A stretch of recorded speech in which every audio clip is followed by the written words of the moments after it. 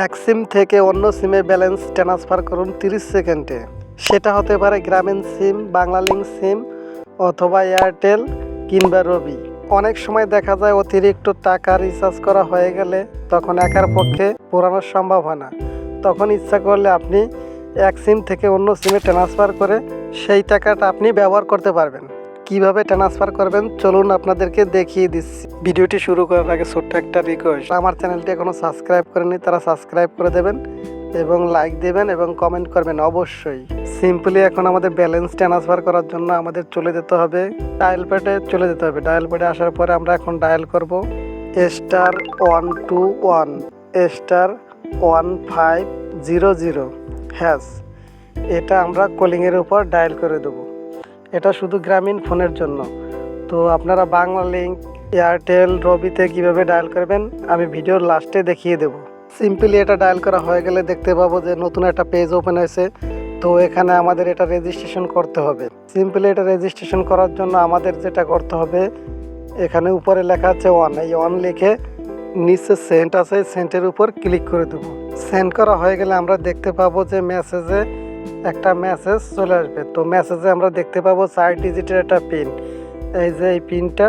তো এই পিনটা আমাদের কপি করে নিতে হবে। এই কোডটি ব্যালেন্স ট্রান্সফার করার সময় প্রয়োজন পড়বে।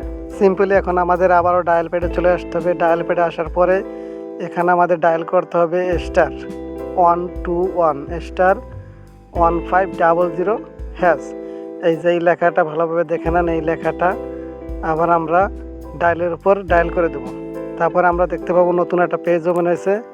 এখানে আমরা দেখতে পাবো এখন আমাদের ব্যালেন্স ট্রান্সফার করার জন্য এখানে 2 লিখে সেন্টের উপর ক্লিক করে দিতে হবে। তো ক্লিক করা হয়ে গেলে দেখতে পাবো নতুন একটা পেজ ওপেন হয়েছে। এখানে আমাদের ব্যালেন্স ট্রান্সফার করার জন্য নাম্বারটা প্রয়োজন হবে। আমরা যে নাম্বারে ব্যালেন্সটা ট্রান্সফার করব সেই নাম্বারটা এখানে বসিয়ে দেব। তো আমি নাম্বারটি বসিয়ে নিলাম। বসানো হয়ে গেলে আমরা এখানে সেন্টের উপর ক্লিক করে দেব। তো আমরা দেখতে পাবো নতুন একটা পেজ ওপেন হবে। নতুন একটা পেজ ওপেন হয়েছে। তো এই যে এখানে আমরা দেখতে পাবো 10 টাকা থেকে 100 টাকা পর্যন্ত আমরা ব্যালেন্স ট্রান্সফার করতে পারবো। তো সিম্পলি আমি এখানে 100 টাকা লিখে সেন্ড করে দিলাম। তো আমরা দেখতে পাচ্ছি এখানে নতুন একটা পেজ ওপেন হয়েছে। এখানে লেখা আছে পিন। তো আমরা যে কোডটি আগে কপি করে রেখেছিলাম, যেটি আমাদের SMS এর মাধ্যমে দিয়েছিল, ওই কোডটি এখানে বসাবো। তো আমি বসিয়ে নিলাম। তো বসানো হয়ে গেলে আমরা এখানে সেন্টের উপর ক্লিক করে দেব। তো এখানে লেখা আসবে সাকসেসফুল, এই যে অটোমেটিক আমার টাকাটা ঢুকে গেছে। তো এভাবেই আপনারা চাইলেই খুব সহজেই এক সিম থেকে অন্য সিমে ব্যালেন্স ট্রান্সফার করতে পারবেন, খুব সহজ সিস্টেমে।